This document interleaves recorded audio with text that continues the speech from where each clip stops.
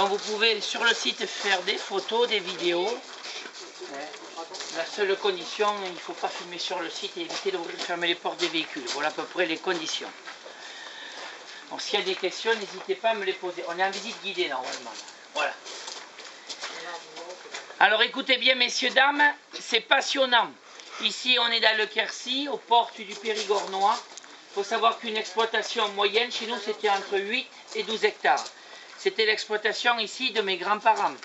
Le premier tracteur qu'a eu mon grand-père, d'où le déclenchement de ma collection à l'âge de 14 ans, était le petit Farmalcup qui est derrière vous. C'est des tracteurs qui étaient fabriqués à Chicago, dans l'Illinois. Il faut savoir qu'un tracteur neuf à l'époque, avec tout l'équipement, coûtait plus de 800 000 d'anciens francs. Et en sachant qu'on ouvrier à la campagne, chez nous, les enfants gagnaient que 5 francs par jour, moins d'1 € par jour. Ils ont travaillé ici très tard avec les bœufs et les chevaux, localement jusque dans les années 60, voire 70. Donc le tracteur que je vais vous démarrer, ce n'était pas le tracteur de Monsieur Tout-le-Monde, c'était le tracteur de l'entrepreneur, pour faire les travaux lourds. Qui dit lourd, battage, sillage, labour. C'est un Dering 10-20 ce modèle. Savez-vous, messieurs, dames, en quelle année est apparu le relevage hydraulique sur le tracteur? Il y en a qui sont de la partie un petit peu là, agriculture. 60, 50. Ah bon. Alors avec Benoît, c'est toujours précis. Et ça va être en 1936.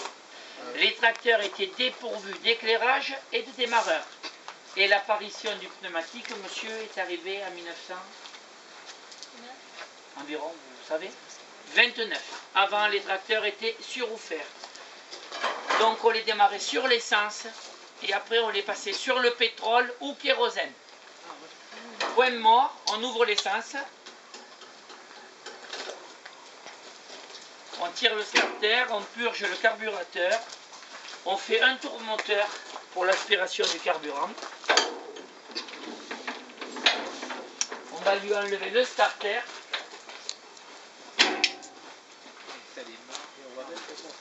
Et ça démarre à la manivelle. À l'huile de coude, monsieur.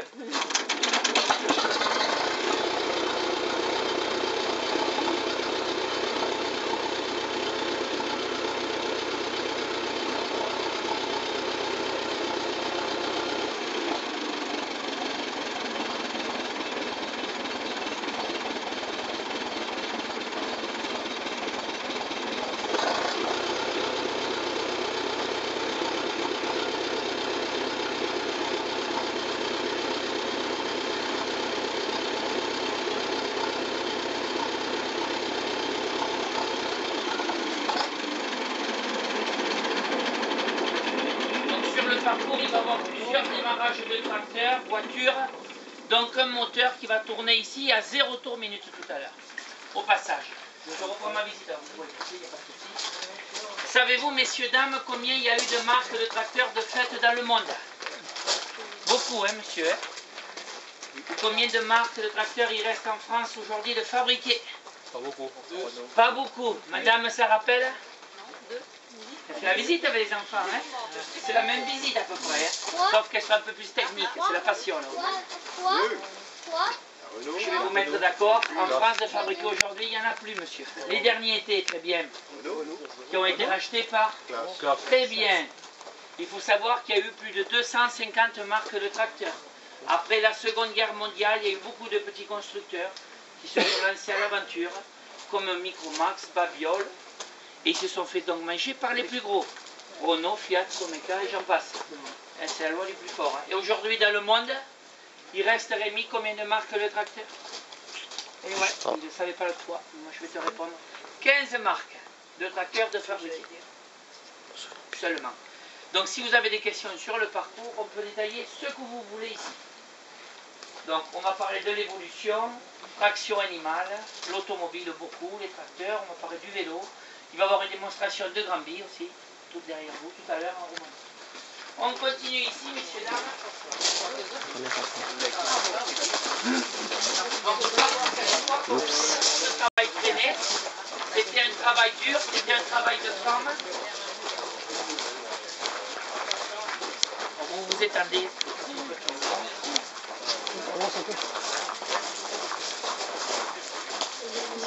Donc toute la journée, il faut savoir que les pauvres travaillaient le dos courbé. Et souvent, sous les gerbes de blé, il y avait des chardons, des ronces, des couleuvres. Malheureusement, ça arrivait. Donc il y a un monsieur qui a inventé cette fourche à javel, sans se fatiguer, madame. Le dos, par exemple. On prenait les gerbes de blé, par effet de levier, on pouvait déplacer. Donc la mécanisation est venue doucement pour soulager l'homme. Après, il y a eu la javeleuse, la lieuse. Alors la lieuse, c'était formidable.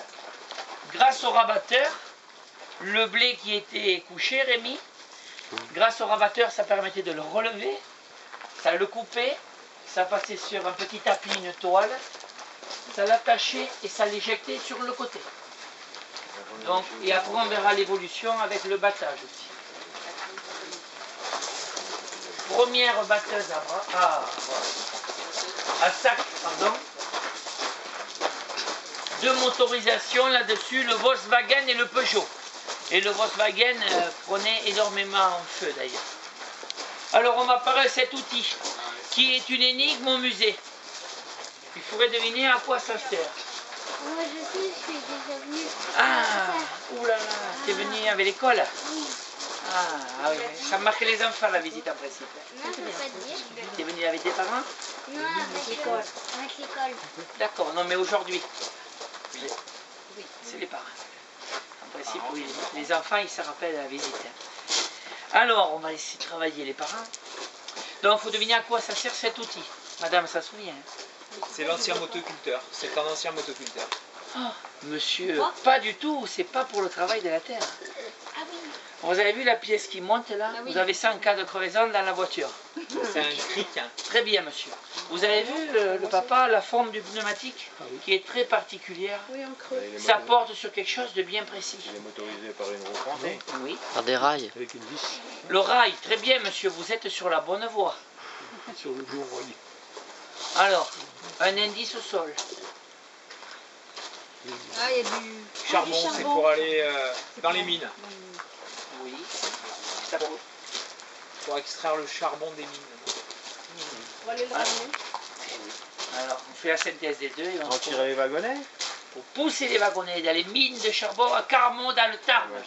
On arrivait devant le wagonnet, on actionnait le cric, le poids du wagonnet faisait adhérence du pneumatique, il y a un rail central et deux rails pour le wagonnet. Tracteur des mines pour faire court. Pas courant, surtout chez nous. Beaucoup d'outils utiles, hein, des grenoirs, moulins à farine, pressoir. Il se rappelle de tous les enfants, c'est formidable. Ça fait plaisir d'aller au revoir d'ailleurs. Alors, je crois que lui, il va en savoir plus que tout le monde. J'ai bien peur. Alors ici, vous avez un tracteur aussi, Ali Charmer, porte-outils, moteur Continental de 1948, type G. Principalement, c'était un tracteur qui était fait pour le maraîcher. Très bonne vision du travail, porte-outils, et c'était relativement léger, ça ne tassait pas trop le sol. Chariot à disque. Alors, comme m'a dit ce petit garçon, il faut que je prenne ton prénom par contre. Esteban. Alors, messieurs, dames, avant qu'Esteban réponde, vous avez vu, monsieur, où est le papa que j'ai là-bas à l'œil? Cette pierre, elle est toute déformée là. Pour quelle raison qu'est-ce qu'il faisait le monsieur ou qu'est-ce qui se passait? C'est pour tailler des couteaux. C'est l'eau. C'est l'eau. Il a trempé dans l'eau. Très bien, on en parlera dans la maison de mes grands-parents. L'eau était très précieuse. Et là où était la meule, la pierre était beaucoup plus tendre. Ça va s'user plus vite. Et voilà, et quand ça commençait, après, ça Ça, s'accentuait. il fallait jamais laisser du sport. Exactement, il faut toujours vider l'eau. Voilà. Mais bon, à l'époque, voilà. Il fallait au puits. Oui. Ah, mais ici, on va en parler, vous allez voir, il n'y avait rien du tout ici. Ici, le puits, il est loin. 1,5 km. Il s'en souvient, il se souvient. Je suis sûr que ça, c'est un gamin qui entend quelque chose. Alors, on va continuer doucement. On va aller voir l'attraction animale. Après, on va poser des questions faciles que vous avez appris tous à l'école. Alors, il ne pourra pas répondre à Stéphane. Il se rappelle la visite. Je me rappelle.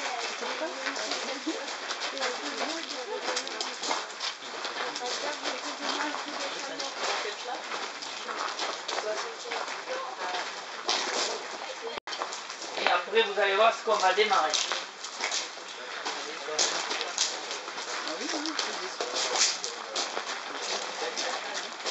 Bonjour, messieurs, dames.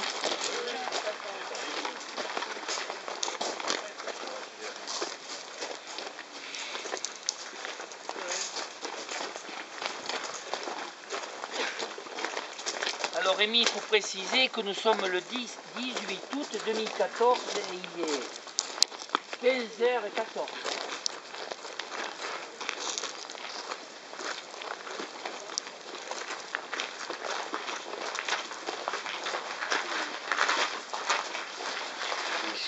Alors on va encore parler du tracteur, avant de parler de l'automobile et dans quelques secondes.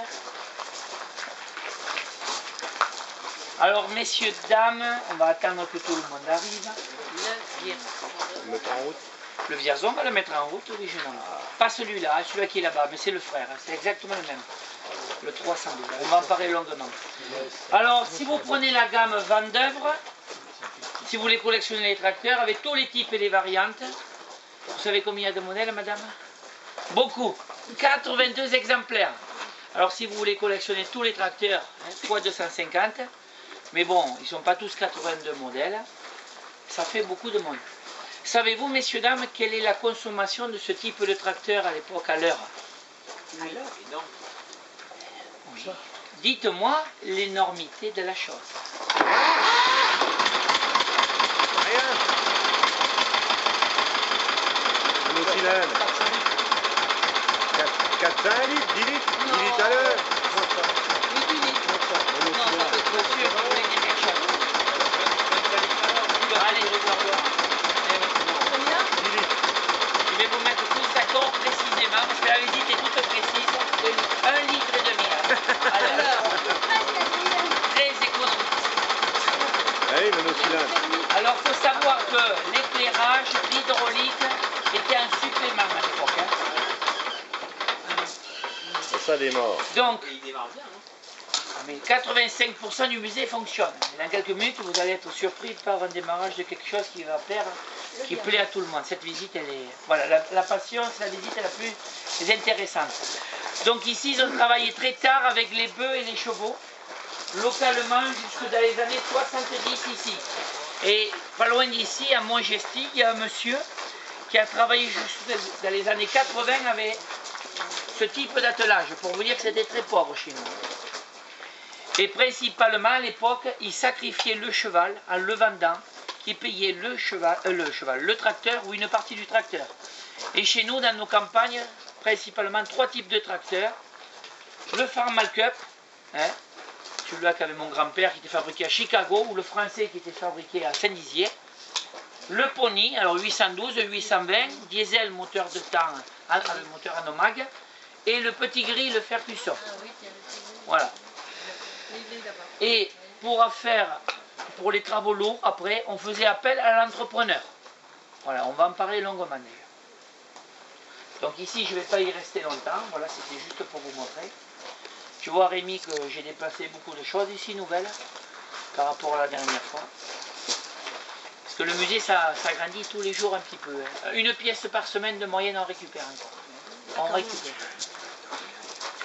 Alors maintenant, je vais vous poser une question facile, une question que vous avez prise à l'école tous. On va remonter doucement. On va s'arrêter quelques secondes ici pour parler de cette magnifique machine à vapeur.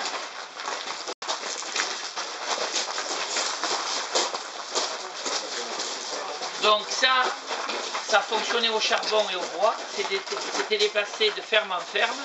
C'était tiré à l'époque par 2 paires de chevaux ou de bœufs. Voilà. 2 heures avec un bon début de combustion et une grosse boîte de bois environ. Voilà. Et on va en parler longuement, principalement donc ça n'a pas changé, c'était les batteuses et dans les scieries qu'on se servait de ce type de machine à vapeur. Voilà la question que je vais vous poser est facile, madame. Vous devez le savoir par cœur. Hein. Alors, la question que je vais poser ici, qui est facile, Esteban, il ne faut pas répondre. Hein. Savez-vous, messieurs, dames, quelle a été la première voiture fabriquée en série à la chaîne dans le monde? Alors, voilà, c'est facile. Oui, mais il y en a d'autres à savoir. Alors, la Ford T. Très bien, qui a été fabriqué, Rémi Nouveau, parce que bon, il a appris beaucoup depuis, qui a été fabriqué 2A et à combien de? Alors montez, on va faire travailler la mémoire. Après, je veux la première voiture française fabriquée en série à la chaîne. Je veux la marque, le type, l'année, le mois. Citroën. Allez, venez la ici. traction. Moi, je dirais.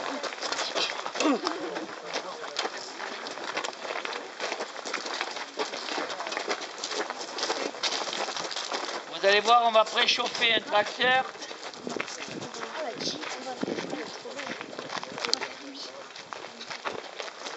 La Citroën. Encore, il n'y a presque plus de gaz. Voilà. Ah ouais, oui, je l'aime bien. Vous l'avez vu démarrer celui-là, hein? Oui. Alors ça, c'est pour tout à l'heure. J'espère qu'on ne va pas tomber en panne de gaz. Travailler avec ça, monsieur. Parce que j'ai plus beaucoup de gaz.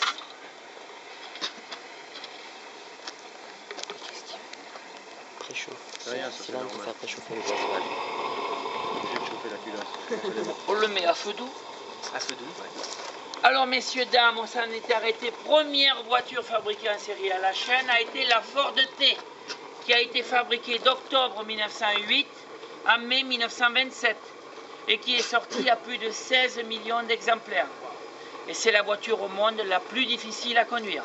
On va s'arrêter dans la caverne sur ce véhicule et on va s'y arrêter quelques minutes sur ça. Je vais vous montrer comment on conduisait sur ce type de voiture. Après, la première voiture fabriquée en série à la chaîne, en France, ça a été quoi comme marque? Oui, j'ai entendu. Pardon, il faut que ce soit le papa d'Esteban. Citroën, très bien. Et pour la petite histoire, Esteban, tu te rappelles? Il faut savoir que André Citroën était ami avec Henry Ford. Et il était parti aux États-Unis, qui lui avait donné l'idée de faire des voitures en série à la chaîne. Et je peux vous dire avec précision que j'ai appris l'année qu'il était parti. Parce que j'en apprends tous les jours au passage. Et tout ce que je vous raconte, là, messieurs, dames, je l'ai appris où au passage? Parce que le petit, il n'a que 37 ans. Les personnes Les âgées. livres. Oui, ça tombe Internet, bien, je ne lis pas, alors, monsieur. Sur Internet. Sur Internet, bien sûr. C'est fou, papa. Tout simplement, Rémi, En écoutant les personnes âgées. eh oui, en écoutant les personnes âgées. D'ailleurs, je dis, monsieur, et une personne âgée décède, c'est une bibliothèque qui brûle. Et toutes ces informations, depuis tout petit, je les ai captées. Et j'essaye de vous les redonner au mieux aujourd'hui. Sans le savoir, si quelqu'un m'apporte quelque chose, là, je prends. Et j'en apprends tous les jours. Alors, il était parti aux États-Unis en 1912. C'était bien Citroën. Alors, venez ici, vous allez voir que je vais vous régaler.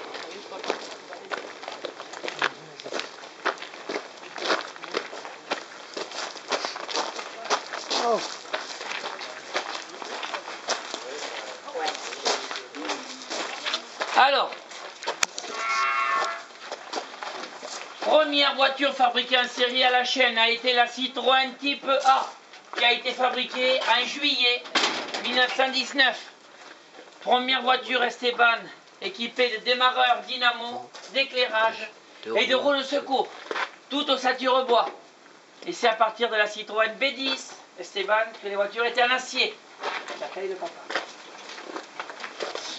Alors vous avez eu cette voiture, elle a passé plus de 60 ans dans une grange, monsieur. Et comme elle est dans la grange, elle est au musée. Je roule avec, et bien sûr je vais vous la mettre en route. Hein. Vous l'avez laissé dans son jus, comme on dit. Oui, oui. Et 85% du musée ici fonctionne.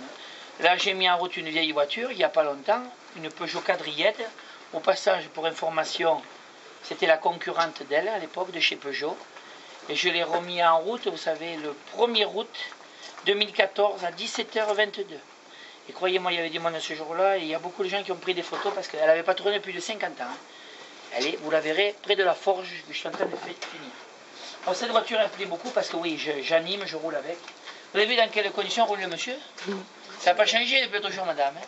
Réglage des lombaires à l'époque.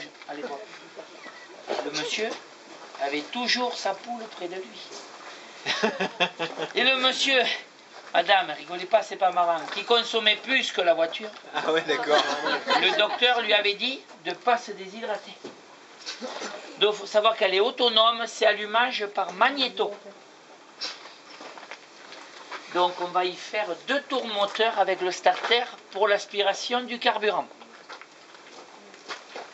Donc c'est la magnéto qui fournit l'allumage aux bougies. S'il y en a qui ne comprennent pas, on est là pour vous détailler. Monsieur de la part. Donc on va y faire 2 tours moteur avec le starter. Un tour. Ça n'a pas changé, madame, l'autre jour. On y enlève le starter, Esteban, tu te rappelles, c'était à moitié. Et je voulais dire que c'était réalisé ici, sans trucage.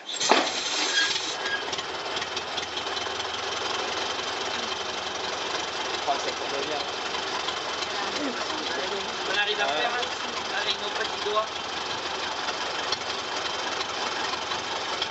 Excellent.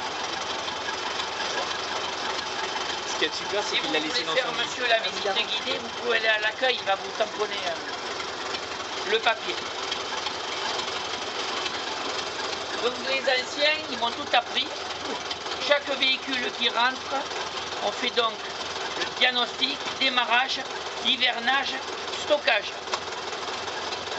Et pour hiverner le matériel, à l'époque, on fait un bon travail. Il laissait chauffer la voiture un certain temps. Il accélérait et il fait souffler la voiture à l'huile moteur. Et là, et là ça va partout. Je suis mécanicien, j'enregistre tout depuis tout à l'heure, faites attention. Vous mettez de la partie. C'est ça, mon petit don. Donc vous avez vu comme ça tourne? C'est quand même incroyable, on pourrait presque dire.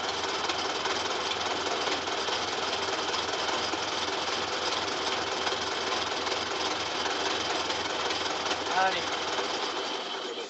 je l'arrête. Donc pour cela qui sont de la partie, tous les véhicules que j'ai essence fonctionnent au samplon 98, additif et 1% d'huile de table. Et ce que je vous conseille, si vous avez une tondeuse ou des broussailleuses un petit peu modernes, après la saison, madame, c'est de bien vider cette essence que vous avez dedans, parce que le 95 est très agressif. Et arrêtez votre moteur, toujours sur la compression, toujours le starter fermé. Même que je vais peut-être refaire une visite tout à l'heure, vous avez vu déjà Benoît, c'est tout automatique. Bon, voilà, comme ça, si vous avez une voiture un petit peu ancienne, qui a encore le starter manuel, quand vous l'arrêtez le soir, pour un meilleur démarrage, tirez le starter. Vous verrez, ça sera... Faites l'expérience. C'est dur à croire, mais dans ma tête, hein, j'ai 70 ans, ils m'ont tout appris. Je fonctionne comme eux. Oui, mais vous pouvez rigoler, mais je vous jure que c'est vrai, monsieur. C'est important. Ah, mais pour moi, c'est important. Moi, je vous dis ce que je pense. Hein. Alors, on va continuer ici, avant d'aller démarrer le Vierzon. Oh.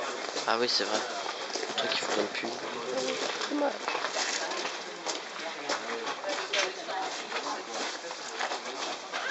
Alors, on pourrait s'arrêter sur chaque pièce, mais j'aime bien en parler de celle-ci. On en avait parlé l'autre fois, je ne sais pas où. Oui, on en a parlé.